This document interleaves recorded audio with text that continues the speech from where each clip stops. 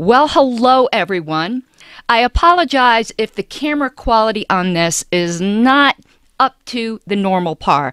I'm actually recording this on the camera that's in my laptop for various reasons. One of them being it is, let's see, put on the old lady glasses, 4:13 in the morning, and I did not feel like setting everything up. And this was easy. Plus, I have my Filmora program on this laptop, and I need it to be able to do what I want to do, which is sharing a video within this recording. I'm going to be upgrading soon to Ecamm for these types of things, but I really don't know how to use it yet. And at 4:13 now, 4:14 in the morning, I did not want to be learning a new software program. So what are we doing today? Well, today we're doing a little bit of a response video to another YouTuber by the name of Suris. I hope I'm pronouncing that right. I think I'm pronouncing that right. I saw a video pop up on my recommended and my subscriptions, because I do subscribe to Suris, that had Joe Jorgensen in the thumbnail, and it said something like, "Oh, if you're poor, sucks to be you." And the title of the video was "The Bizarre Politics of Joe Jorgensen." And you knew when I saw that, I was like,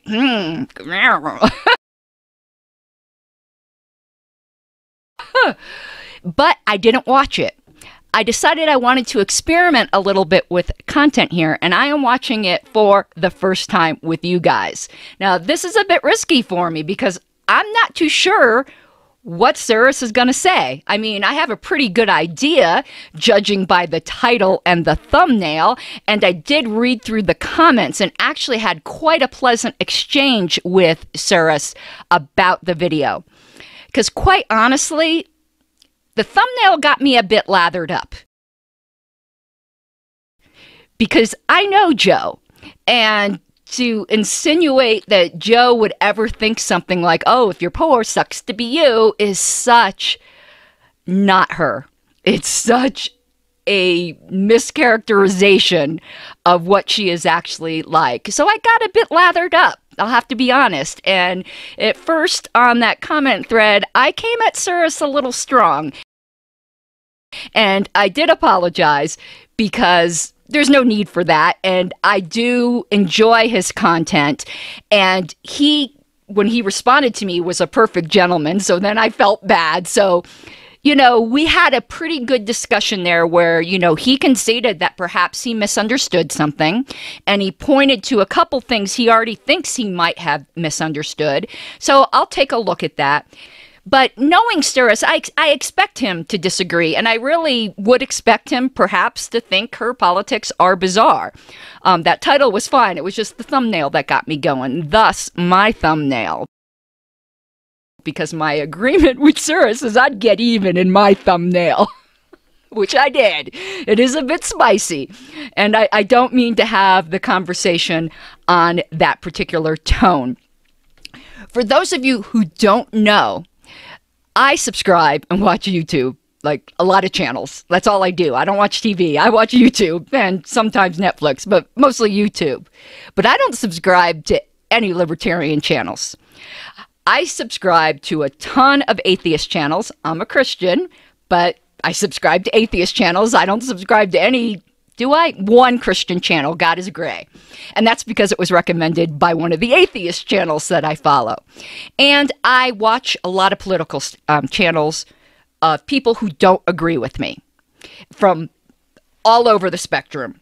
I mean, I've watched some really gross, like far alt-right stuff before most of them got banned.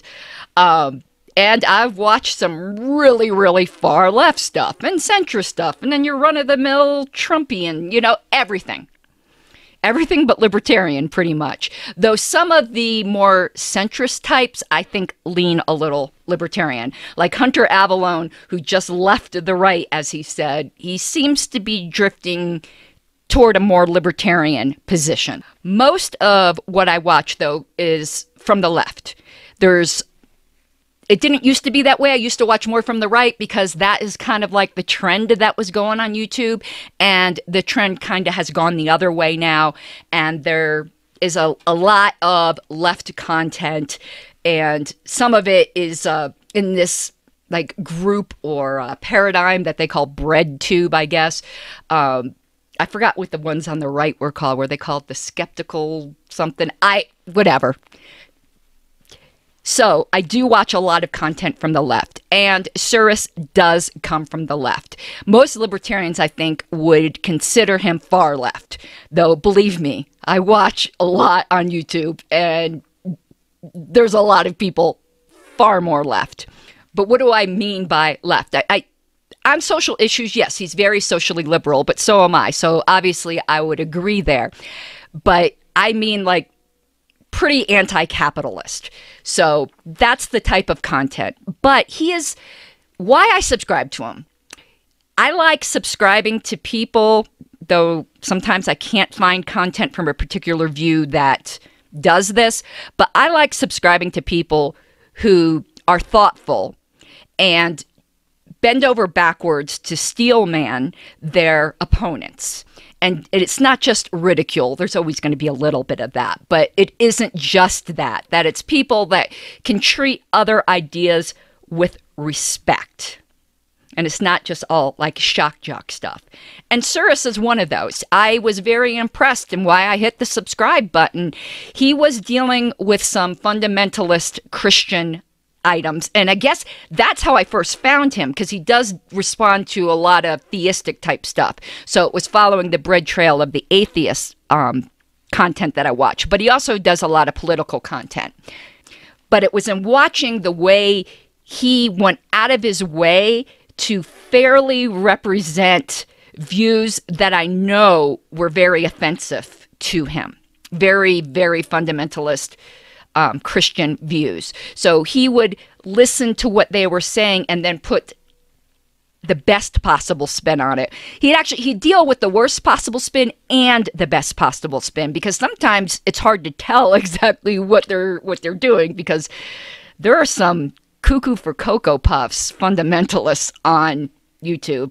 Just let you know that. Though some of the content that the atheist channels and Suris and others like him criticize, I wouldn't consider fundamentalist at all. But some of them really, really are.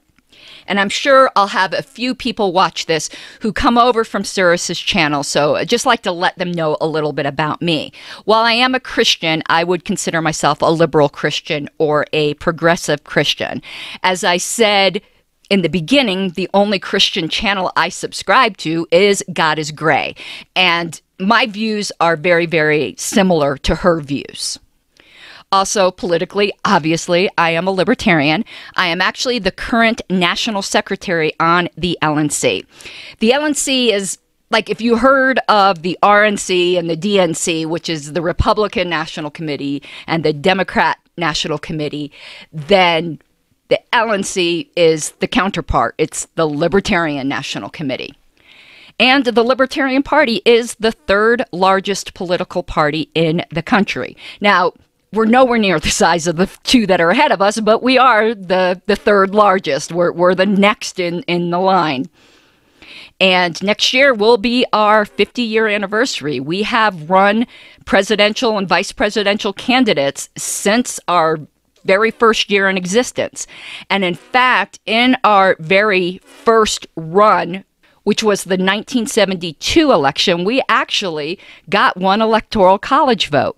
And our candidates were John Hospers, who, to my knowledge, is the first openly gay man that has run for president. But when I say openly gay, it's openly gay for the times. Remember, this was 1972. And Tony Nathan, and Tony is short for Theodora, so a woman, which again was not pretty typical in 1972. So Tony was the first woman to ever get an electoral college vote. No, it wasn't Hillary. So how did we manage that? Well, there was a faithless elector in Virginia named Roger McBride who didn't like, I forgot what party he was with. I think it was the Republican Party. Did not like that candidate or whatever candidate won Virginia, but whatever it was, he decided he didn't like that. He liked the Libertarian candidate, and he just said, I'm exercising my independent judgment. And then in the next election, Roger McBride then was our presidential candidate. The very first chair of the Libertarian Party was Susan Nolan, another woman. And also, we were, as far as I know, the first political party, or at least the first political party of significance, to openly call for full civil rights for gay people and other members of the GRSM community. So now you know a little bit of our background. So now you know a little bit of our background and a little bit about me. And I want to backtrack to something I had started with, and, you know, ADD, look, a bird.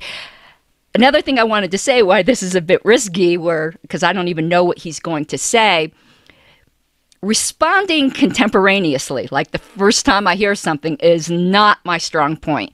Neither is responding verbally. I'm a much better writer than I am a speaker, though I can do okay in speaking when I have time to prepare, but there is no time to prepare here.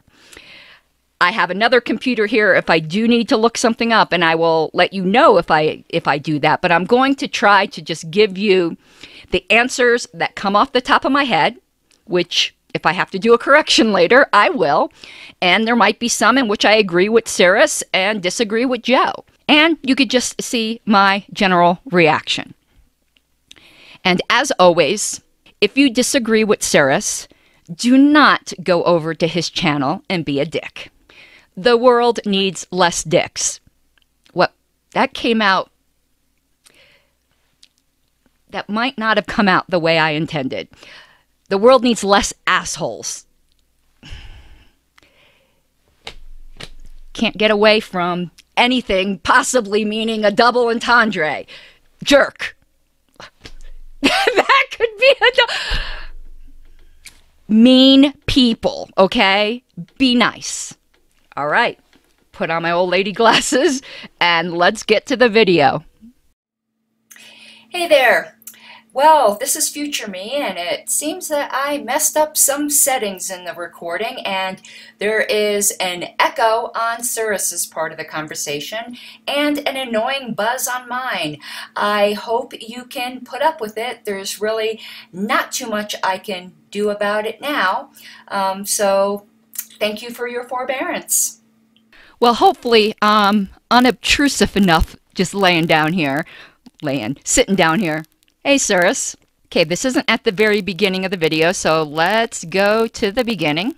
Alrighty, so today we're going to be talking about JoJo. No, not that one. That would actually be enjoyable. We're talking about this one. Now, this couldn't possibly go downhill or anything. Nothing's going to go wrong. Okay. It seems like, Suris, that you came into it not with an open mind. I think you might need my positivity pineapple. But my batteries are dead in my pineapple. I hate when that happens. So maybe that's why you're grumpy. And what's the deal with the to be continued? Is there going to be another part? You didn't tell me that. I'm going to need full octane here. So, Jo Jorgensen, I have been seeing her stuff on my Facebook feed for weeks. And good! We're doing our job! Sorry. That got me excited. I'll have to pass that along to her team. And I get it. Nobody really wants Biden for president, and nobody wants Trump for president, at least not in my circles. So we talk about the third-party options, and one of the ones that has come up is JoJo. So I decided to take a bizarre adventure through all of her policies. This is not going to be an exhaustive expose on JoJo, but this is going to hopefully give you guys a little bit of an idea of what she stands for. What is your stance on abortion? Pro-choice. Well, that's at least a good start. Yep, the Libertarian Party is a pro-choice party. But things aren't quite as simple as that. I have a whole other video on my channel. We don't necessarily fall within the left-right pro-choice, pro-life paradigm, and at least when it comes to the pro-life label, use those terms a bit differently because I would consider myself a pro-life libertarian, but I don't want to make abortion illegal, which is kind of what pro-life means everywhere else. Support the legalization of same-sex marriage, take the government out of marriage, and instead make it a religious decision. Now, I've got a few problems with this. One of mine is that where marriage is concerned, one of the biggest reasons to do it is for the financial incentives. Okay. I think we're going to do this quite a bit. There should not be financial incentives to begin with. Whoever thought, hey, baby, you and I got a good thing going on. Let's get the state involved. No, this marriage up until quite recently, actually, was a private matter. I wouldn't have used the term she did where she said make it a religious issue, because what about people who aren't religious? It can be religious, not religious. It is a private matter between private consenting adults. Marriage licenses only became required to prevent miscegenation. So it means it is the rotten fruit of a rotten tree. And there isn't always a financial incentive. I got state married, as I like to put it, prior to becoming a libertarian, and I regret it. I wish we did not. There is actually a lot of penalties. For instance, in Colorado, one spouse is automatically responsible for all of the medical bills of the other spouse. So it's not possible for one spouse to simply declare a medical bankruptcy, and the bill collectors will go after the other spouse. Now, one might go, well, it should be that way. Well, why should it? Why? Now, I know this will probably get into later with the whole socialized medicine thing, but we're dealing with the things as they are now. And also, if you're in a community property state, you could have had a spouse that was just absolutely rotten, didn't earn any of the stuff, in fact, may have been a hindrance to some of the assets of the marriage, and then it's automatically 50-50 no matter what. That is not just. Colorado is not a community property state, and the state I came from, Florida, where I was divorced, isn't. It was equitable distribution, which should be the default unless there's a prenup or something like that. And even when there's a prenup, sometimes the state will get involved, and despite what you guys agreed to, will say something else. So there are plenty of disadvantages. Also, there are certain tax brackets in which you actually are taxed higher for being married, particularly if you don't have children, and I do not have children. Tax breaks and stuff like that. The other issue that I have is that if you leave the ability to marry only in the hands of religious organizations, those same-sex couples are not going to be allowed to get married. I agree with you. That was poorly worded on Joe's part, and in fact, though, it does not represent the Libertarian platform. I'd like to read the Libertarian platform. And I would like to discuss something personally. And for my viewers, these are things that Suris discusses openly. So I'm not like violating any boundaries here and getting personal. Suris is poly. He might have more partners, but I know he has at least 2 partners that he lives with. But that's going to become relevant here in a minute. Let's say he wanted to get married, but he wanted to marry both other people. That presently is not allowed, and there is no reason it shouldn't be. If he or me or anyone else wanted to get a Hylinian line marriage, we should be able to. How the fuck is that the government's business? It's not. So, our platform. Let's see, 1.4, personal relationships. Sexual orientation, preference, gender, or gender identity should have no impact on the government's treatment of individuals, such as in current marriage, child custody, adoption, immigration, or military service laws. Government does not have the authority to define, promote, license, or restrict personal relationships. Until such time as the government stops its illegitimate practice of marriage licensing, such licenses must be granted to all consenting adults who apply. And notice there are several things in here, and one of them is my doing. The one that's my doing is a platform amendment that I sponsored, and I was chair of the platform committee at that time, is the phrase, regardless of number of participants. because I feel quite strongly that poly people are discriminated against by the government. People should be able to enter into whatever kinds of arrangements they want without having the government get entangled in those sorts of things. Now, something Suris might not understand, and perhaps he does, and I guess I'll find out later, is there is an underlying presupposition that is going on here, and you really cannot understand the positions, or I think even fairly criticize them without first dealing with the underlying presupposition. And that is that there is, at most, a very limited role to the government.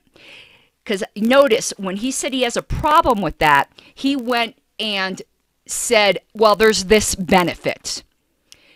To a libertarian, that's irrelevant, because there shouldn't be any government-conferred benefits. That's discriminating against single people, which is also wrong. And those very limited things would be, and it's at most, and I say at most because the Libertarian Party also comprises libertarian anarchists who don't see any legitimate purpose to the state. And I use the word state on purpose because there is a difference between state and government. I'm not getting into that right now unless he gets into that later. I am one of those libertarian anarchists. But for those who aren't, the party encompasses people who hold to a minimal state. And the minimal is police, courts, and military. Does this item fall within police, courts, or military? Possibly within courts, but what they mean by courts is adjudicating contracts. So if there was a privately arranged marriage contract, then the courts would be able to handle it. Why is this? Why this limitation? Is this arbitrary? No. The underlying presupposition of Libertarian Party libertarianism, and I say that because there's a lot of different kinds of libertarianism, but we're dealing with Joe Jorgensen and me, and we are Libertarian Party people, is the non-aggression principle, or more specifically, the non-initiation of force principle. And this means that no one, including the government, can initiate force against a peaceful person. And a peaceful person is someone who is not initiating force against someone else. But now we have to define force as well. Libertarians only hold to negative rights. The only positive rights that exist justly are ones that you voluntarily took upon yourself. So as an example, I have a right to life, but all that means for you, the only obligation that is put upon you regarding my right to life is that you don't have the right to take my life. But there is no positive obligation that you do anything to sustain my life. You just can't interfere with me sustaining my life in an aggressive manner.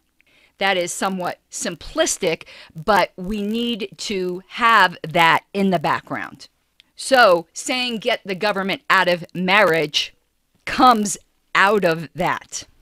Most religious organizations will not marry same-sex couples. Should gay couples have the same adoption rights as straight couples? Yes, as long as they pass the same background checks as straight couples. Kind of a weird way to just say yes. I'm not sure why there's a yes but there. And I agree. It should have just been yes. I don't know where that background check came in. That's not something in the Libertarian Party platform. And that isn't something that I'm just thinking through this. That's not something libertarians would hold to be mandatory. Libertarians hold that there should be private adoptions and that they should be very, very easy. There wouldn't be an obligation for some kind of background check. Plus, we all know that background checks and things like that can be used either, I was going to say advertently or inadvertently, but you know what I mean, to discriminate against people without even that necessarily being its purpose, though sometimes it could be its purpose. Like, say, for instance, and I'm just making this up because I can't think of anything off the top of my head, and I'm just giving a hypothetical. Let's say there was some sort of occupation that gay people were predominantly in, And you could run a background check, find some reason why that particular occupation is not conducive to having a child in the home, and it's a way to discriminate against gay people without really saying it. I know there isn't any such occupation, but this is, just the type of example, because I can't think of one off the top of my head right now. Well, I actually... Say you're in a state, I can actually think of one because this is relevant here in Colorado. Say you're in a state where medical marijuana or recreational marijuana is legal. Perhaps the background check reveals that you have a red card to go get medical marijuana. I bet you that's a disqualifying thing for adopting a child. Yet, you could have a Vicodin prescription and no problem. Take them home. I would figure that that background check doesn't have a special "if you're gay, you're perfect" sign, but okay, I at least agree with it. Should employers be required to pay men and women the same salary for the same job? And no, according to her, the government should never be able to determine what a private business can pay its employees. On the surface, this is something I want to agree with, which is... Okay, I'm going to go back to what he's going to say, because I don't think he actually does agree. I'm very curious. I'm in suspense over what he's going to say next. But yes, the libertarian position is that the government has no right to meddle in the private business affairs of peaceful people. And in a capitalistic society, it makes no sense, if you want the best people, not to pay them what they are worth. Now, I know there are other factors that can come into play, but we need to fight those other factors in a non-aggressive way. Because, as libertarians say, ultimately, all laws are enforced at the point of a gun. What do I mean by that? I'm not precisely sure what happens if an employer, let's just say it's a sole proprietor, is found guilty of some kind of sex discrimination and not paying men and women the same for the same job. And that's a whole other kettle of fish, as we know, because there are a lot of other factors that come into place here with the alleged wage gap. I don't have shoe on head's little button, but I guess, what do they get fined? What happens if they don't pay the fine? They get a judgment against them, and when it's time to collect the judgment, what happens if you don't comply then? You follow the line long enough, and there's eventually a gun. The business is owned by the private individual.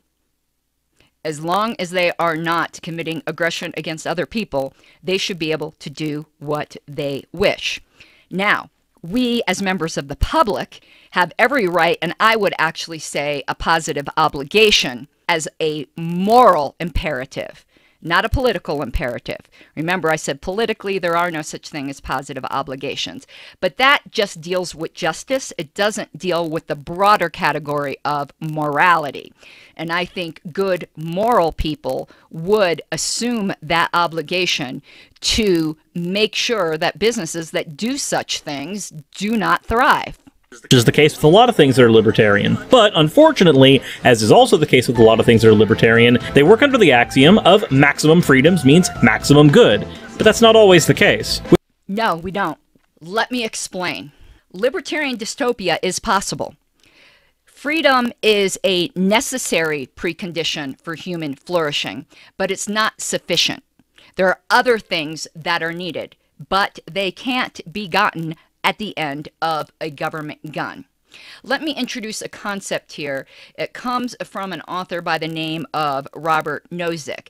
And if you, anyone here, Suris's audience maybe, watch ContraPoints, if you watched her back in the beginning, she talked about when she was in college and there was this philosophy textbook that just threw all of her classmates into a loop because they were in such an echo chamber they didn't know how to deal with vastly different worldviews, and that book was by Robert Nozick. It was Anarchy, State, and Utopia. So Robert Nozick held, as does the Libertarian Party's core philosophy, though individual libertarians may differ, to a theory of natural rights, that you have these rights inherently. You have these negative rights inherently. And we all want to maximize good. So if you envision it like a bowling alley, not the whole alley, you know, the lane, a bowling lane. And, you know, a strike is maximum good. And that's what we are all aiming for. And there's probably multiple ways to get to that end. One of those could be forcing a great bowler to come in and bowl it for you. But out of the possible options to hit that strike, we have to be bound by, you know, the lane. We can't go hopping over into the other lane. I actually still bowl with bumpers. Don't judge me, bro. So let's envision that alley with the bumpers. Those bumpers are side constraints. And the side constraints is that you cannot violate the natural rights of other people. So within the lane of obtaining the maximal result, you are constrained by the methods that you can use. So, and libertarians believe upholding one's natural rights is a good in and of itself. And generally speaking, yes, we do believe there will be, I wouldn't call it maximum good because I don't even think we can know that. We're not utilitarians. So natural rights deontologists, we're not utilitarians. Again, individual libertarians may and do differ.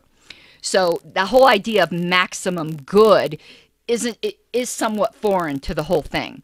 But we do believe it is good not to violate people's natural rights.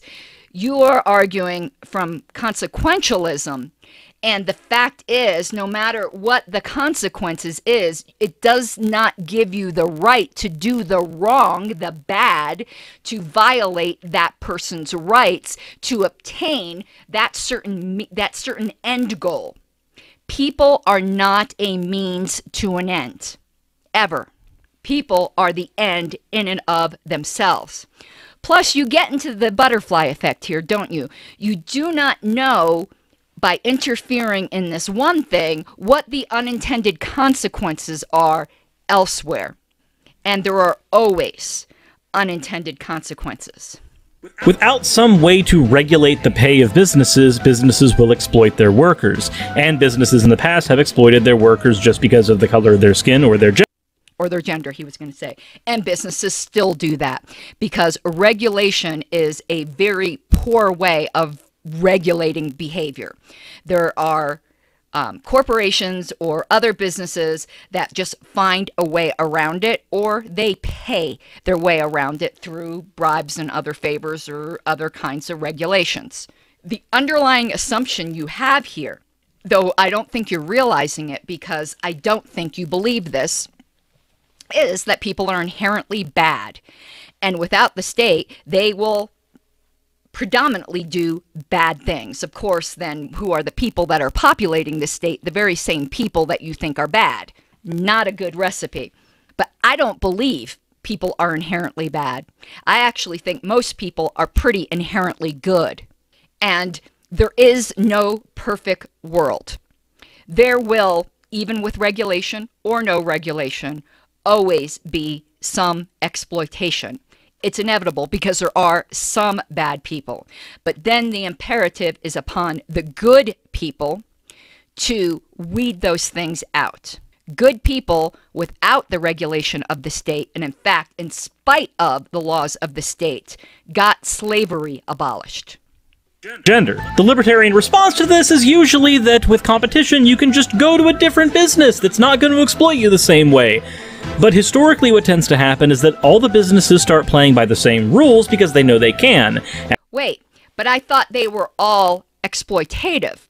Well, it doesn't take much for a business to figure out that there is then a niche market. And in fact, that happened during Jim Crow. There was something called the Green Book. That was that black people at that time used to know businesses that were not bigoted and were friendly. Now, obviously, that's not ideal, but that just goes to show that the market, which isn't, people tend to think that term only involves the exchange of money, but the market is much broader than that, did provide. But here's the fact, even if it didn't, aggression against those people is not justified. There are no brakes on that thing.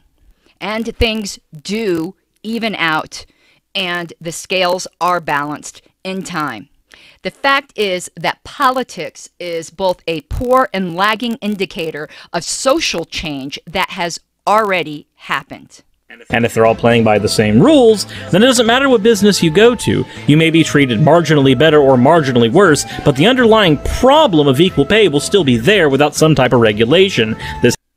That's just a overly pessimistic view that I don't think reality bears out. The fact is, we don't know, do we? We've never been utterly without regulation when men and women have been equally qualified. You can point to a time where women were treated differently in business relationships much earlier, not even that much earlier in this country, but at that time women were not as educated and there were different societal attitudes. And yes, they were, you know, thought to be just working for pin money or something like that. But the fact is, in a lot of cases, they were the second income and they were prioritizing then the income of the men. But the fact is, when the men were gone and they couldn't do that, the whole Rosie the Riveter era, that was one of the catalysts, in fact, to the type of education and working life of women we see today, because they got a taste of what it was like at that time. Once that genie was out of the bottle, it's impossible to put it back in. Businesses are in business generally to make a profit. And I say generally because their profit isn't always the biggest motivation for some people. But generally, that's what they're in business for. And if the businesses could hire equally qualified women for less, pretty soon all they would be hiring is women. Women would then end up in the positions of power to turn things around. Things do, in fact, even out. You can't run to the state's guns for every solution to any problem that you see. There's nothing wrong with pointing out the problem, but let's find solutions within the Nozikian side constraints. This has historically always been the case. Large corporations are not your friends, and large corporations are also not individuals. Trying to treat them like individuals to give them maximum freedom does not actually help the individuals whom they end up exploiting later on down the road due to your negligence. But don't worry. Corporations is another thing. That's becoming a hot issue with libertarians nowadays. Unfortunately, because of COVID, we did not get to hear the latest platform committee report. But in that report, and hopefully those proposals will get to be heard in 2022 at our next convention, it was to de-emphasize corporations and to take out the strong support that the platform seemed to show for corporations. I personally do not believe corporations are libertarian. They are a creature of the state that is granted a magic piece of paper that gives them limited liability. That's a problem. That removes a lot of the incentives to not be, what was the word? Not be mean people. And you are correct. Corporations are not individuals, but they are beholden to individuals, which is the stockholders. And if they were losing money because of public pressure, look what's going on now with changes that corporations are making. That isn't the law. We do not have any kind of legal mandate right now to honor the gender identification of people who might seem to be non-conforming to typical gender expectations. But there are corporations that have in their HR handbook that you need to use the pronouns that people request. Why are they doing that? There's no regulation. I could multiply examples. The corporations, which are made up of people, whether it be the stockholders or the board of directors, are not different from you or me, fundamentally. They have the same social conscience, and those sorts of things came up through social change. The fact is, when you start forcing the social issues through government force, you actually have the unintended consequence of slowing down the real effects of the social issues, or in fact, going backwards, because people do not like to be forced. The minute you force somebody by the point of a gun that they need to do X, when they might have been perfectly willing to do X, that's when the bigots get empowered. If we're talking about, issues of bigotry, because you cannot compel the speech. You create a a wellspring of resentment. And that is where these types of bigoted movements gain ground, because people know, they sense that there's something fundamentally wrong with being forced to do that. Right or wrong, the whole idea you have some of the toxic manosphere out there is because of some of these issues where it feels like there is a certain forced paradigm behind the treatment of women. And do I think they exaggerate it and blow some things out of proportion? Yes, I do. But there actually was a kernel of truth to blow it out of proportion that gave them the indicia of credibility. What is it? The kernel of truth wrapped in a lie. Worry. I'm sure that Walmart, McDonald's, Burger King, Target, Academy Sports, and practically every other major business would just, as soon as any regulations were taken away from them, start paying everybody more. What a deluded fan. Should there be more restrictions? Okay. That, I hope you can see, was a bit of a straw man, but here's something else to take into consideration. Again, the people behind the policies, they have wives and they have daughters too. And people do, in fact, instinctively live by the golden rule. And they do not want their daughters and their sisters and their mothers and their wives to be treated less than. It's on the current process of purchasing a gun, and she says no. Now please, take this with a grain of salt, as this is coming from somebody who is incredibly pro-gun and a leftist, because, well, if you're not pro-gun and you're a leftist, how do you plan on defending yourself from a tyrannical government? Okay.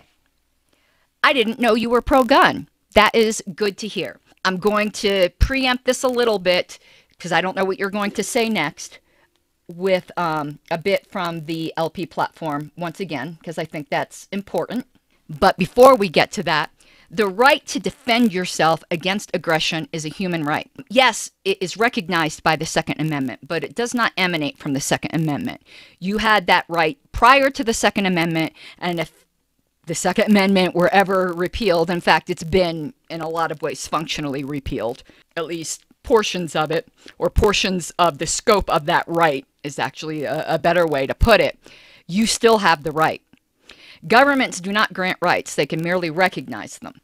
So, from the Libertarian Party platform, self-defense.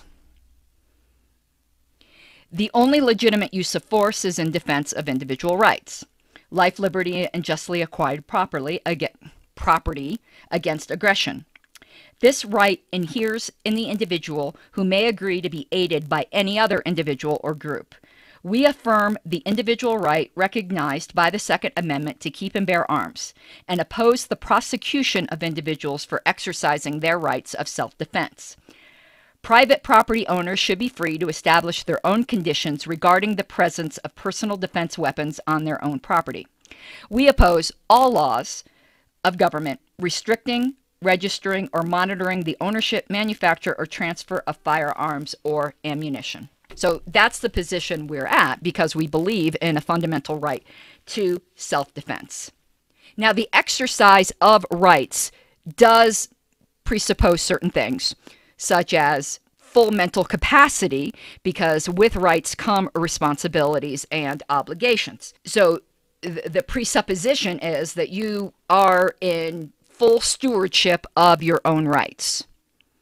And I use that terminology because someone who might be mentally unstable in some ways, they don't have less rights than any other, because again, it's by nature of their being human. But because of diminished capacity, they might not be in full stewardship of their own rights. But the presupposition is that you are competent. You shouldn't have to prove you're competent. It's a burden of proof issue. You don't prove you're innocent unless there is already some indicator that there's an issue. There should be no issue. The presupposition is of your competence and of your innocence. How do you plan on engaging in a revolution or anything like that? How do you plan on doing any of that without a gun? Yeah, you're right. And I'm glad you see that as a person from the left. Please talk to your leftist friends. I do not get why the left is so opposed to guns. We have a strong contingent of gay persons in the Libertarian Party, like the Pink Pistols, who are very, very much in favor of the right to keep and bear arms because, as they say, armed gays don't get bashed. So we're not even talking about revolution. But marginalized people of all people, which is a lot of who the left spends time, whether we believe it's correct in the way they're doing it or not, trying to fight for the rights and recognitions of marginalized people, gun rights should be right at the top of them. You know, forget about, you know, even armed revolution, which, though, I do agree with your point. But let me tell you something surprising. I personally am a pacifist. Obviously, that doesn't come from my politics. That comes from my religious views. But despite me being a personal pacifist, I zealously believe in your right to bear arms. Can't. So, again, I'm pro-gun. However, in the current system, it is far too easy to get a firearm for most individuals. Yes, it varies state by state, but that's... Why? Why shouldn't it be easy? It's a human right. Why do you want to make it difficult? You just said that you absolutely need that in case the state goes, you know, nut bar on you. And, you know, with the way things are, I mean, things are crazy. I mean, we all agree things are crazy. Why would you want to make it harder? I think you have a cognitive dissonance here. Guns good, guns bad. Guns good, guns bad. And I think you need to choose. Why, if it's a good, do you want to make it harder? That's something that needs to be handled at a federal level. And the reason is, if you look at our country compared to most other developed nations that have better gun control laws than what we have, you find that things like school shootings and stuff like that end up going down in those countries. And gee, I wonder why. It's all... Yeah, and random knifings go up. Violent people will be violent. Taking away guns just means they're going to turn to another means. And you do not restrict the rights of innocent, peaceful people to something they have a right to because there are some bad people that do bad things. That's just not how it works. That's not how any of this works. Almost like with smart gun control, you can have people who are responsible citizens with guns and firearms that are able to defend themselves perfectly fine, but you can minimize the amount of people who have firearms who are not supposed to have them in the first place. Who isn't supposed to have them in the first place? See, that's what you need to define. If you're saying that you want to make it harder for the people who shouldn't have them in the first place, well, we could have that discussion. But the fact is, the vast majority of gun owners they're competent. They have the right to have them in the first place. And when you have, there's no such thing as smart gun control laws. That's just, it's the way we sanitize language. There's no such thing as smart curbing of rights. But here's what happens when you have smart gun control. Well, the state makes sure that they always have superior guns to what you have, thereby insulating themselves against revolution. And to the conservatives in my audience that say that gun control means somebody's going to come and take their guns, stop being paranoid. Not everybody thinks in binaries like you do. Wait. That is wrong. What happens? Okay. Say you have an illegal gun and a cop catches you with it. What's going to happen to your illegal gun? They're going to take it. Is your objection to the come and take it like you're arguing against a house-to-house canvass? Well, that probably isn't likely to happen, though it could if social unrest becomes more and more. But the fact is, they will take your guns. Ask Australia. The government introduced a stay-at-home order to combat coronavirus. She says no. And I think this, as with most libertarian policies, falls into the strange phenomenon of utopian thinking. Here's one of Again, innocent people. Unless someone could be shown to be dangerous to other people, not potentially dangerous, but actually dangerous. You cannot impede people's freedom to go out and live their lives. We are biological beings in a biological world. We are not biological weapons walking around. At any time, your body could be a danger to someone else. You could be driving and have a brain aneurysm and cause a deadly accident. But that is not, grounds or justification to restrict your right to move around.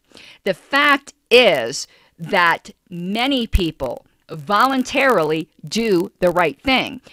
Less people do it when the government makes them, because it triggers a perfectly natural, almost oppositional defiance disorder in people. It's like, don't tell me what to do. And actually, I remember something here that I wanted to say in the introduction, and maybe I'll clip this and put this back there. I don't know. And it was when this video started. Sometimes I think when we're critiquing ideas or people, though I do believe in critiquing ideas more than critiquing people, but I think, I'm not trying to be overly pedantic here, so you know what I mean. I always think it's useful to pretend like that person is sitting right in front of you. So, for instance, some of the unkind things in the beginning said about Jo Jorgensen, Suris would not do if she was sitting right in front of him. And we all are guilty of this, but we need to try to be better and recognize the humanity and the human person behind these ideas and these things we are criticizing. We are not even halfway through. His video is 17 minutes and we are 5 minutes and 19 seconds. One of the ones I'm torn on. You see, a stay-at-home order is a very useful tool for stopping the spread of a virus. The problem is, like with a lot of other programs, it requires foundational programs to exist to begin with. We shouldn't have to spend months and months and months in delegation over whether or not we should get a measly $1,200 to protect citizens from going, homeless. There should be things like rent and mortgage freezes in place that force everybody to plan an even... Ah, the forced idea. And where does this money come from? We do not have the magical money tree. Well, the Fed pretty much is, because, Control P is just right now our monetary policy. But money does not grow on trees, and you can only print more for so long before you cause absolute catastrophe and destruction in the lives of people. You need to let people earn their own living. The unintended consequences of stopping everyone from earning a living or, preventing mortgages and things like that is in the what's it, actuarial tables, or is that just for like life insurance and stuff? But, basically the risk assessment tables, when that sort of thing is possible, interest rates go up, the ability to qualify for loans becomes less available, unintended consequences are a bitch. And does the stay-at-home order really stop the spread of a virus? Okay, the jury is somewhat out, but actually some of the evidence is coming in.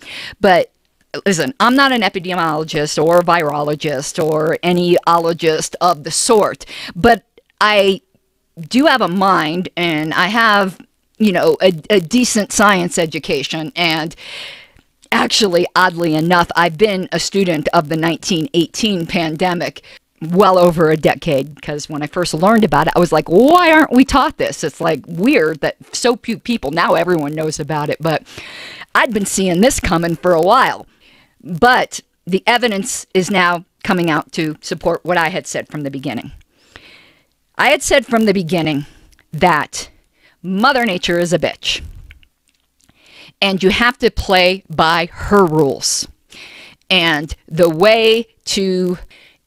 her rules say that you need to build up herd immunity, and that you cannot stave off the microbe going through a population. It is going to happen. By keeping people at home, it is actually keeping the virus alive. It is allowing it to linger longer, which gives it more time to mutate, which is not a good thing. The fact is, you want the healthy population that has a very minimal risk to be exposed, to gain the herd immunity for those who are very much at danger. What we have done has jeopardized the vulnerable among us more. That has always been my position from the beginning. And in fact, I'll link to an article. This is somewhat of an opinion piece, but it references some of the studies that had come out, which deals with this very issue, that was published in one of the local papers here by a libertarian friend of mine. But logically, it's always made sense. And then for those people who say, well, there's no proof that there even is some sort of thing as herd immunity, or that if you've been exposed that it will keep you from getting it later. Well, if that's not true, we're fucked. Simple as that. What do you think a vaccine is? It just simulates exposure, and if that doesn't grant immunity, again, we might as well eat, drink, and be merry, for tomorrow we die. The fact is, the way this virus was handled is an extreme overreaction, and there is going to be more death and actually intergenerational suffering because of it. Playing field while they're not able to make any money. Unfortunately, this means that I'm kind of split down the middle on this. Were we in a better country that didn't have a dystopian view on human life, then I would be disagreeing with Joe. I find myself somewhat agreeing that stay-at-home orders are largely ineffective, though, because our current environment does not support them. Do you support the impeachment of President Donald Trump? She says no, this is a partisan show trial. But the question was not, do you support what the Democrats and Republicans are doing surrounding the impeachment process? Ah, good point. Very good point, Suris. Let me give you some background here. She means on the charges that the Democrats brought forward. And let me tell you how I know this. When we were leading up to who was going to be our candidate for president, the debates between the hopefuls, nearly this question, because it was in the thick of the Democrats' charges, nearly every debate, the candidates were asked that question. And to a fault, all of them were saying yes, yes, because they're and playing, throwing red meat to the crowd, and everyone was like, "Grr." When I decided I liked Jo Jorgensen and I would support her, is when she was the only one with the backbone to say in front of this group that wanted her to say yes, and they're already all riled up by the other candidates. No, the charges are, forgive my pun, trumped up, and they're not valid, and it would set a horrible precedent. So that's why she answered as she did, because I've had this discussion with her. She, unless I'm mistaken, I hate saying things that, I'm relying upon my memory of, bits and pieces of discussion running around conventions, but I know this is the libertarian position, is that he certainly has committed things worthy of impeachment, but it was not the things on the Democrats' charges. But the fact is, I can't think of a president who hasn't. Is his worse? I think they're all getting progressively worse. The question was, do you support impeachment of the president? And in the case of the pseudo-fascist president we have here, I would assume that a libertarian worth their salt that believes that freedom is an actual axiom they should be working with would think that the authoritarian should be impeached, yes. But I guess JoJo's maybe a bit too much of a coward for that one? I mean... Oh, come on. Suris, you should be ashamed of yourself. Why would you immediately jump to coward? She's done nothing to make you think that. In fact, it takes a certain amount of backbone and courage to even run as a third-party candidate. The hostilities that she faces are incredible. And again, as I told you in comments, one thing she's not is not a coward. She plays ice hockey. She just had to have surgery to reconstruct part of her face. And she is the third-party candidate, so I can understand fighting uphill both sides. But if one of those sides is completely and totally antithetical to everything you stand for as a politician, then... Both sides are. I'm not so sure you understand that. maybe don't lick the boot on this one. Should marital rape be classified and punished as severely as non-marital rape? And she says yes. And consensual sex with a spouse under the age of 18 should be classified as statutory rape. Now, I was with you at first. Marital rape should... I need to think about that. One thing I'm going to agree with you here is, why is Joe adding this extra information that wasn't even asked? You know, like attorneys tell you, when you're asked a question, answer the question. Just the question. So we agree on the marital rape thing. And I guess you're going to be going into the consensual sex with a spouse under 18. That is very vague. Not even wrong. You know that expression, because there's so many other factors before you can make a categorical statement like that. So if one spouse was 19 and the other one was 17, because you can get married at 17 in some jurisdictions, the 19-year-old is raping the 17-year-old. That doesn't make any sense whatsoever. Also, in general, I believe it's extremely libertarian to actually say statutory rape isn't a thing. It's either rape or it isn't rape. If someone is actually incompetent due to age, that's rape. No statutory about it. In fact, be punished just like non-marital rape. However, there is the caveat that you decided to answer about statutory rape. Now, while in most cases, yes, I do believe that if somebody is 17 and there is an adult trying to get into their pants, that is in fact a problem. But there are some instances where you need to consider that that's not actually the reality of what's happening. You can have somebody who's 6 weeks older than another individual, and so eventually, de facto, they will be 18 before the other individual is 18. They will be 18 for a grand whole 6 weeks. During that 6 weeks period, if a parent just doesn't like the boyfriend or doesn't like the girlfriend for whatever reason, they can then get them jailed for statutory rape through just being vindictive. I personally know people who have had the parents of their spouses that they would later have who have threatened them with that when they went to high school with their spouse. This strikes Okay, I agree here. me as something that's coming from a good place, but the end result is going to harm people who are actually causing no damage and doing nothing wrong. This is why we have things like Romeo and Juliet laws. Should the government order schools to be closed in order to combat coronavirus? She says no. Because yes, allowing the one place that is a constant hot zone for infectious diseases to constantly run rampant with people with little to no regulation. I would say the same thing as I did with the stay-at-home thing. The fact is, children are not at great risk in this. They're just not. There isn't a useful purpose of being served. Ultimately, when every problem, what's the saying? When all you have is a hammer, every problem looks like a nail. There are better and different ways to handle. Unless we're also going to shut down the schools for the flu. No, I'm not saying the coronavirus is the flu, but I am saying the flu comes every year and it is very dangerous. In fact, when people compare coronavirus to the flu, oftentimes people hear a minimization. For me, when I say it, knowing my background with the 1918 pandemic, to me, that's actually elevating the danger level. The flu kills. Flu kills a lot of people each year. So unless we're going to be shutting down the schools during flu season, the justification simply isn't there. Is perfectly A-okay in JoJo's mind. Who cares about the teachers that are basically going to be sacrificing their lives on the way there? And who cares about grandma that your kid's eventually going to kill when they come? Really? We're going to go with, we're back to killing grandma? The fact is, you are correct that the elderly are who is at risk.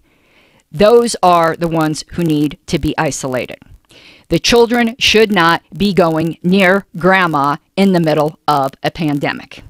Neither should a lot of people, and neither should they be all housed together in close quarters in, the drop off your grandma and grandpa depots, otherwise known as nursing homes.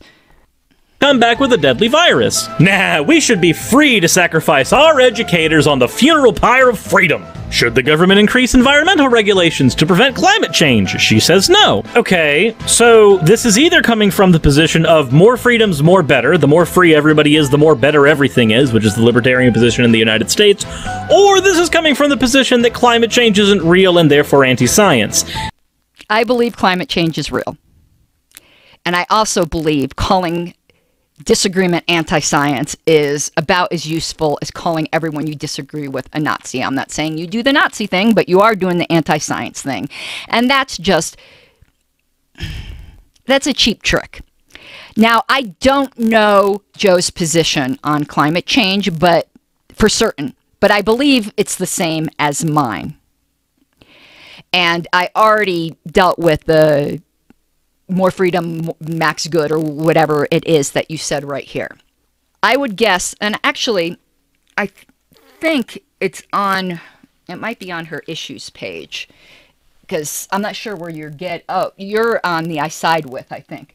But on her, okay, judging by the issues page, I believe my guess is right about her position on global warming. I want to just read what she actually said here. We need to consider all scientific knowledge to care for our environment.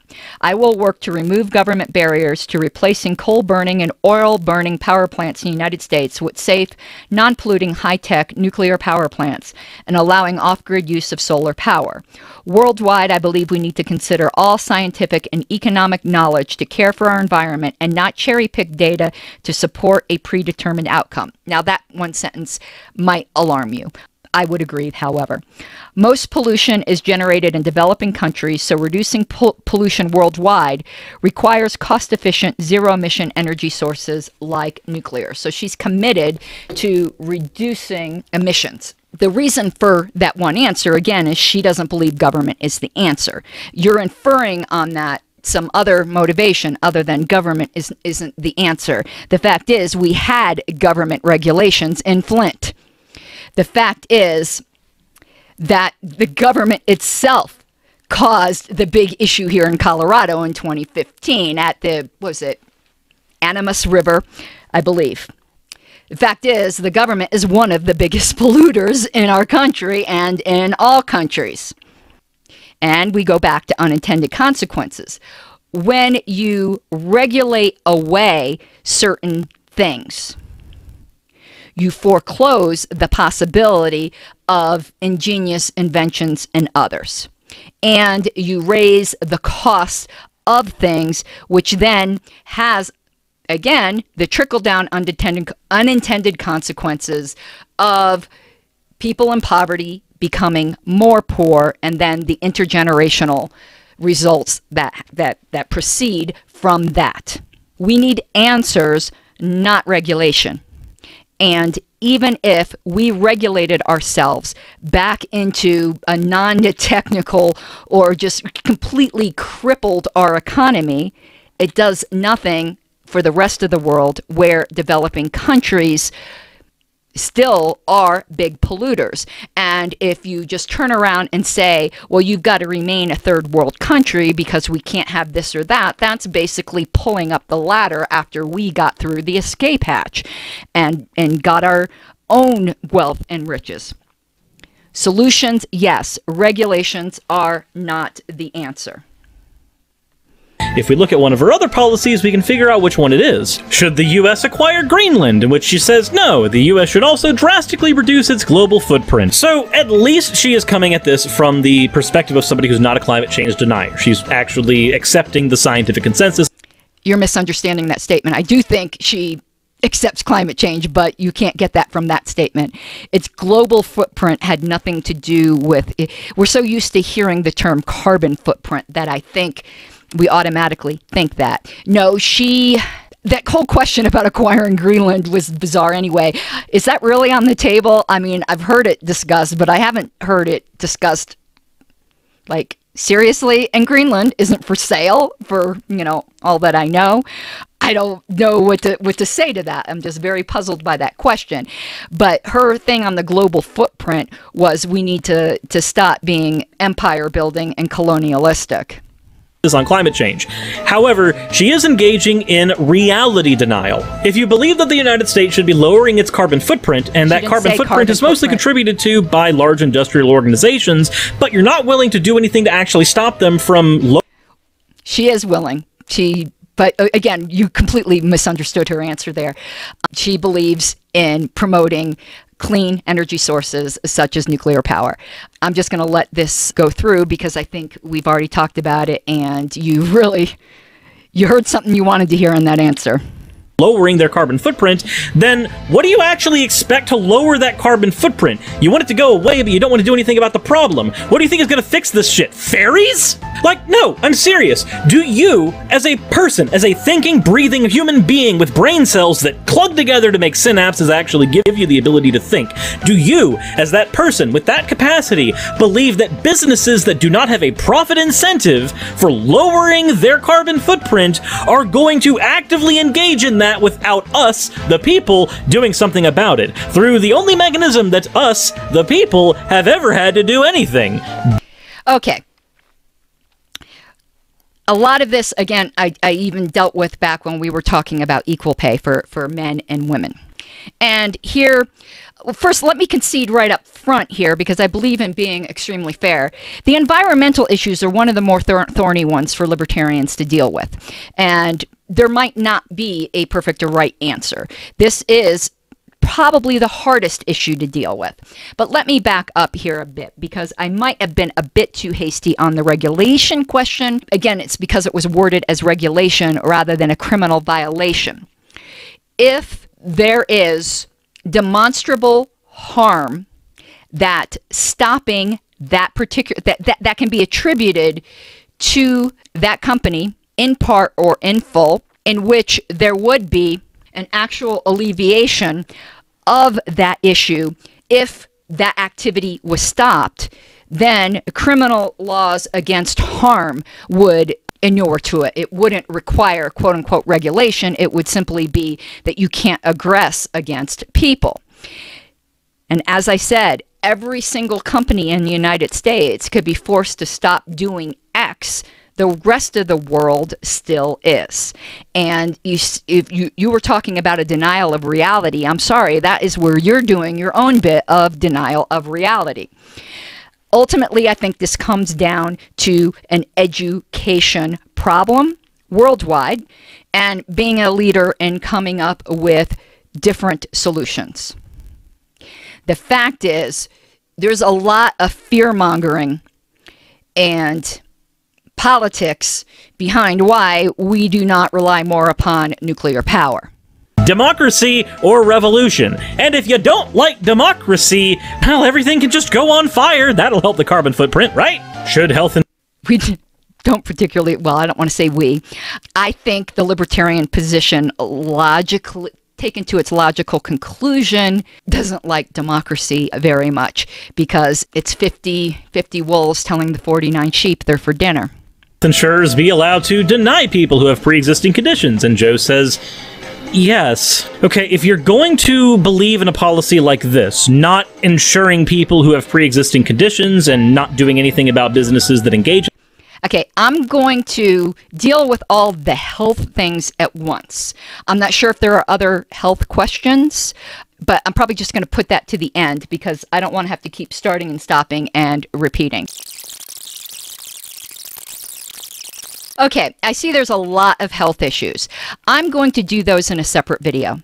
This one's already getting long enough, so I've cut all that out, and I will do that separately. I can't promise it will be today because I do have to sleep sometime and I've got a bunch of work to do, but I will address that separately. So that's why we skipped that part.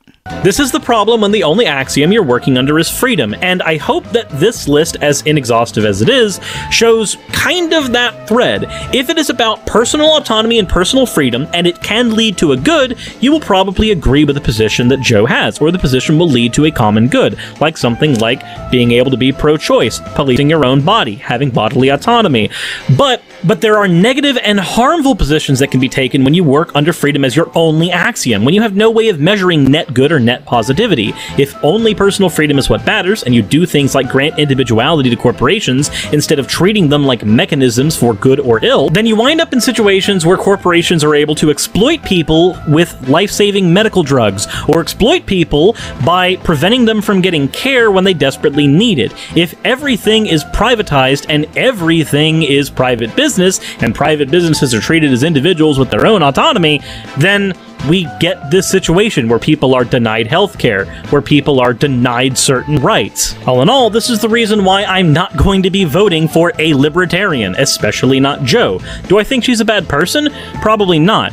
But I do think when the only thing you care about is freedom, you lose the bigger picture. That's not to say freedom isn't important. Again, I mentioned earlier, stop thinking in binaries. Just because I don't find freedom to be the most, utmost, importantest, most bestest thing in the entire world covered in fucking chocolate, doesn't suddenly mean that I do not value freedom. If you constantly think in binaries, you're being a child. Or I guess you're being Obi-Wan's version of a Sith. Only Sith deal in absolutes, right? Either way, if you want an exhaustive list over all of her policies, then I will have a link to that in the description below, and you can make up your own mind. After you've done so, please let me know in the comment section below what you think. Like I showed in here, there are some policies of hers I agree with, and there are some policies of hers that I think are incredibly freaking damaging, and almost all of that stems from the fact that they're working under one axiom. This is not a robust moral system. This is not a robust system for making a set of laws. This is a very childish system. It is a selfish system. So I guess the best thing to do would probably be to end this video on a couple of things. First of all, if you've got to this point in the video, then...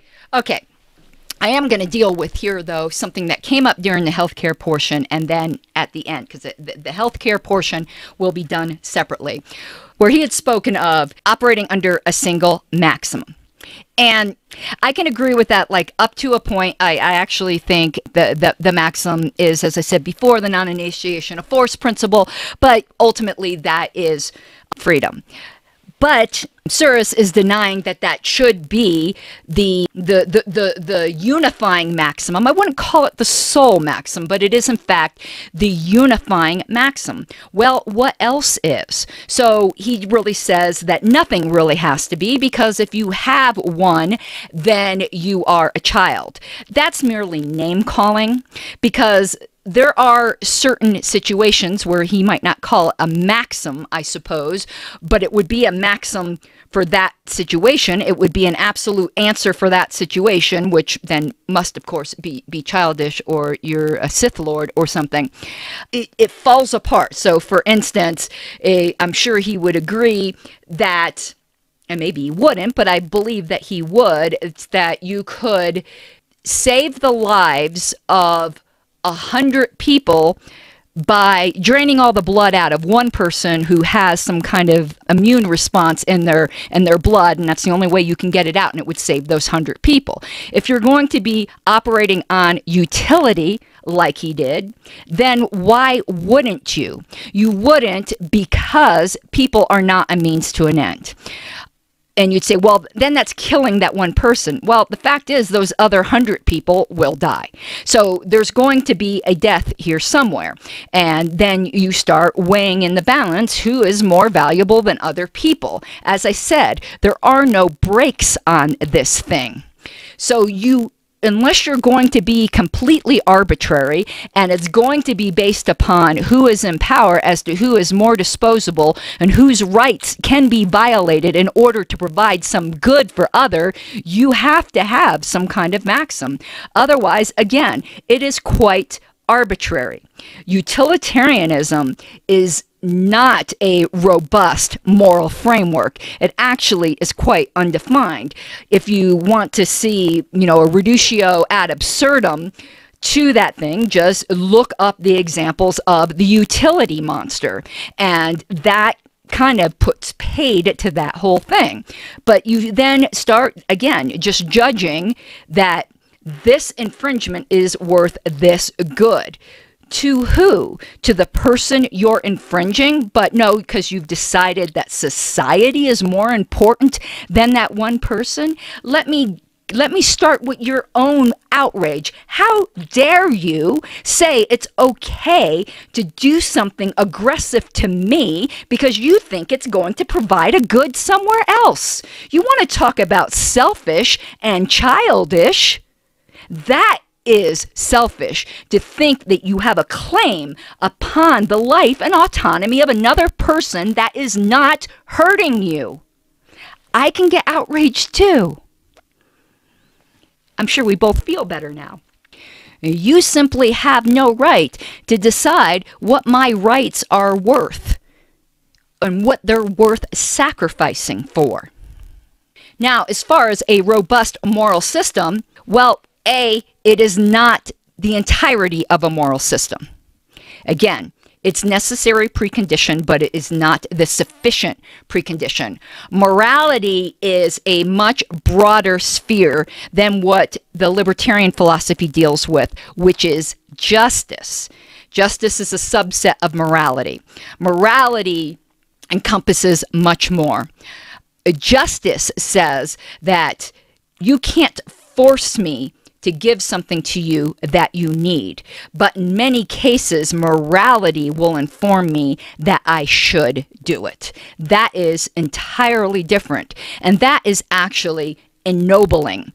When you take by force from people, you have robbed those people of the opportunity to exercise their full humanity, because there is something very important in the human experience of community, of being able to receive and being able to give mano a mano, not through this prism of the government. The government depersonalizes that very necessary human bond, which I would say is why perhaps we are seeing, as you mentioned before, so many school shootings and the breakdown of community and basic human compassion. Again, there's those nasty unintended consequences. And it's ironic that you mention the good of quote-unquote society as some conglomerate when you understand that the faceless conglomerate of a corporation does not to produce good. Neither does the faceless conglomeration of quote-unquote society. There is no such thing as society. There are only people. And you have more people or less people, but it is people in voluntary interactions with each other, which is a just society. Society, the fact that something was wrong for society has been the underpinning of the drug laws. Even people would make the argument, though of course you and I would argue differently, but when you start saying that you can use force against peaceful people for the good of society, well, a lot of that depends upon who's in power in that society. How do you think there was anti-sodomy laws? Because they said, think of the children, it's for the good of society. That's all well and good when you agree with the zeitgeist of the particular society, but what about when you don't? The only thing that is certain, and the only thing which is actually objectively measurable, is the rights of the individual. Because you truly have no way actually to measure the good in an objective way. You have decided from your own particular point of view that certain things, that is the good for that, but for other people, it might not be. And this good that you are claiming to obtain through these certain laws and forces, again, you do not know the ripple effect. And I say that you actually will always cause more of a quote-unquote net bad. But when you even deal in the equations of net good and net bad, there's no way to quantify that. How many rapes equal one murder? Or what kind of compensation, and again, we're using hypotheticals here. What kind of compensation, if some good could be had by punching me in the face 10 times, what is the scales that say that would be balanced out by some kind of society good? I don't consent. But yet you are arguing that it is okay to violate my consent for the good of society. Let me do a Greta. How dare you? You don't get to do that. My yes means yes, but my no also means no. Now, on the corporation issue, I actually tend to agree with you there because the risk has been taken away. But when you say businesses are not people, businesses are made up of people. Remove the whole corporation function or the corporation model. Most businesses, in fact, are small businesses, and they are made up of people that do have direct benefit or cost. Benefit or repercussion, I guess, is what, you know, the word I was reaching for, to immediately bear the consequences or reap the rewards. And they are, again, for the same reason that we believe government should be more localized, because, you know, the tyrant down the street is a lot easier to deal with than the tyrant in DC. Same thing with businesses. These small businesses and communities, they've got to live in that community and with those other people. What needs to be removed are the protections against liability for any kind of business form. And I think you and I will agree here, even from government, I don't want to call them business forms, but like government entities, and the sovereign immunity and the immunity from prosecution is just absolute bullshit. With freedom comes high responsibility. And as far as basis upon which to create laws, the problem is you are seeing laws as the solution to everything, and it just isn't. You may want to say, I or Joe or people who hold this philosophy are childish. I can say you just simply lack imagination and trust in the ultimate goodness of people. People are not evil. And in fact, if they are as inherently evil as you think, that will take any opportunity to tread on people and to exploit them, you want to give these people the nuclear codes. You want these people to rule over other people. It's that meme that I'm sure you've seen, the circle that goes, people are bad, therefore we need government made up of people are bad because we need government made up of people who are bad. If people are bad, government can't help us. That's actually the worst thing you want to do, is put government in the hands of bad people. Do you think the best and most good people are the ones who end up in government? Talk about childish. And I would say that by resisting freedom for other people because you don't like it, again, that is extraordinarily selfish. You are setting up the inevitable fall of empire, which, you know, in some ways would probably be a good thing. The problem is that it comes on a river of blood. Because if you are going to vote, the ones you are voting for are just going to continually perpetrate gross atrocities on people. So because of the issues or the maxim of freedom that you say that's the reason you won't vote for Joe, well, I guess that's worth bombing the kids overseas then, right? Their lives because you don't like that for here. Really?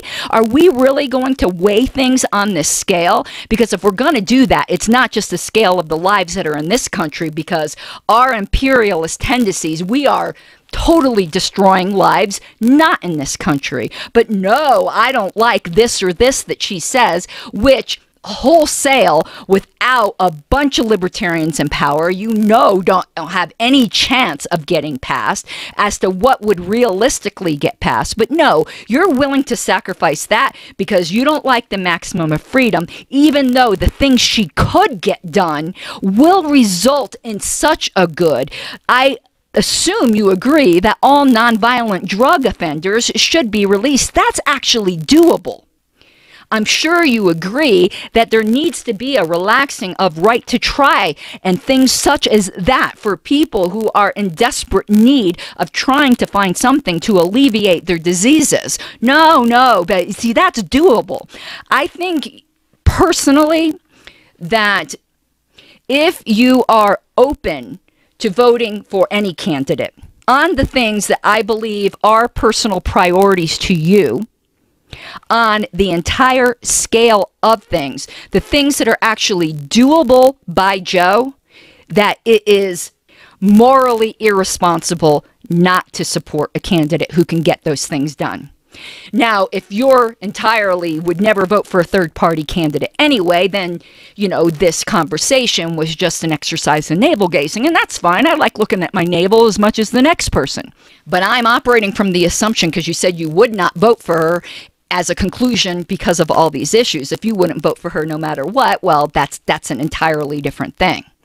But for the things she actually could get done, you should vote for her. If you believe that this duopoly, that is, they're both awful, they're just awful in different ways, needs to be dismantled, and that we need to have better choices and better voices for our country, you should be voting third party. Do you have any idea of the ridiculous ballot censorship that those two are in bed with each other, the way that they are purposely keeping potential other voices from being heard?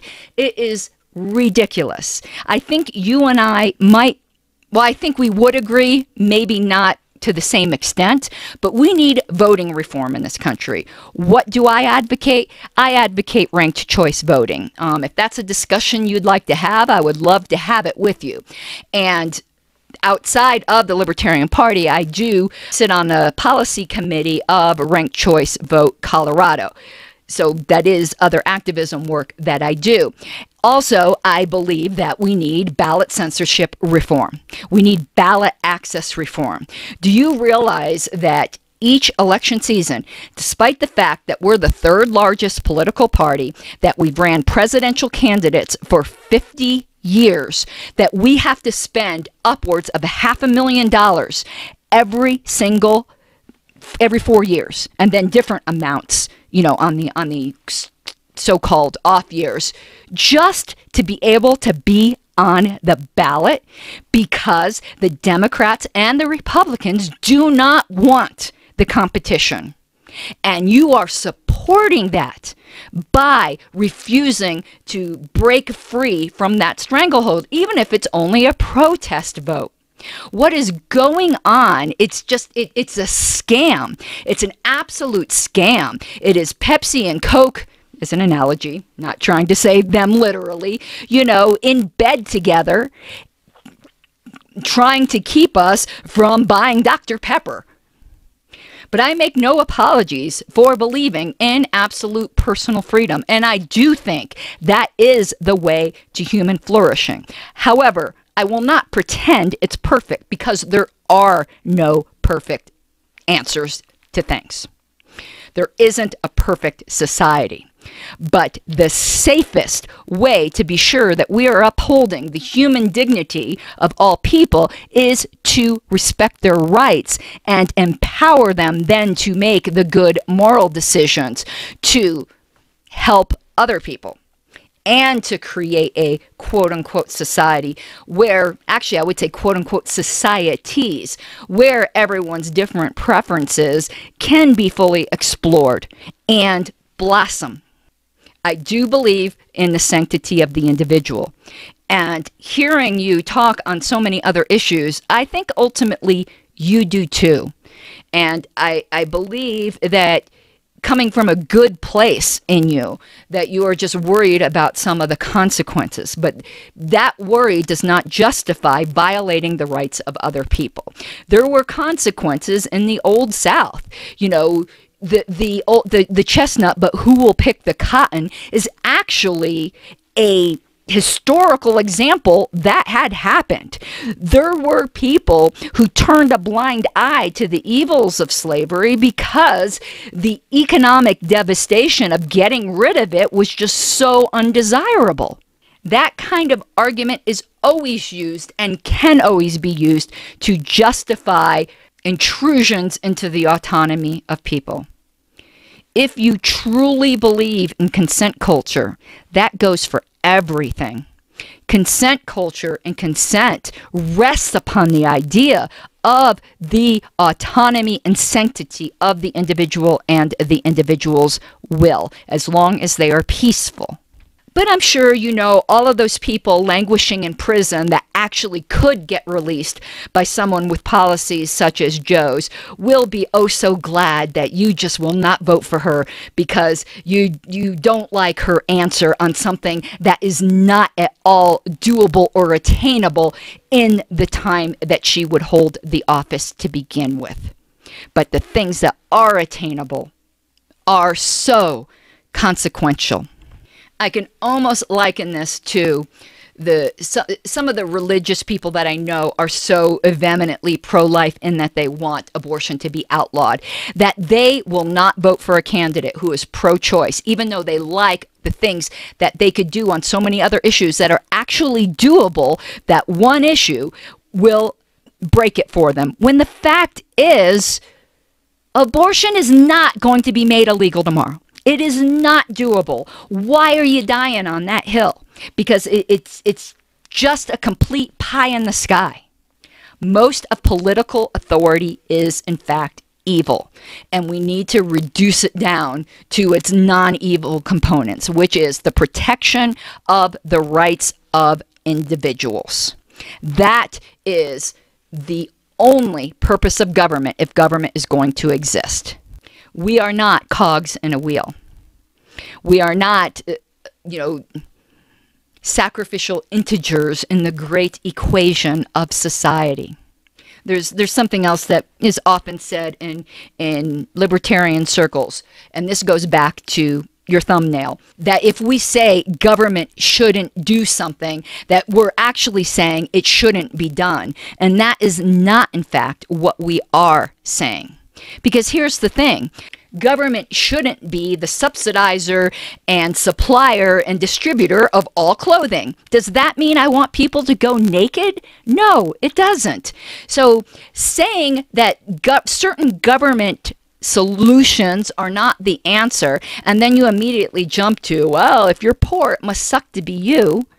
I mean, really, how long have you spoken personally to libertarians, not just reading answers on I side with, to really determine their heart? The libertarians I know care passionately and deeply about the less fortunate, and Joe certainly does. Now, I'm not going to claim all libertarians do, because libertarian brutalism is a thing, but most of them are not that. And half of the ones pretending to be that are just internet edgelords who haven't done a real political action in their life. I have a heart for the disadvantaged and the poor and the underdog. And in fact, it is my belief that you cannot be fully human without having that. And the government interference is this long, slow process of making us less human. Okay, I think I'm a lot like you, and I could probably stand on this soapbox forever and keep going and going, but I hear myself repeating myself. So I'm going to end this segment now. I will do the healthcare one separately. Hopefully it will not be this long, but I actually have to go to work in 25 minutes, so I don't even have a choice to continue it today. It's been a pleasure dialoguing with you on your comment section, and here I feel like we actually are talking personally face to face, even though we're not, or it's some kind of like conversation by proxy where you'll watch this at another time. Anyway, I hope you have an awesome day, and I, again, appreciated the dialogue. Toodles. You gotta take what you're given, that's how we live it. Don't be mad at the system, it's simply how we've existed. I hear a lot of people talking like they politicians and choose to be an accountant because it's safe in the business, not because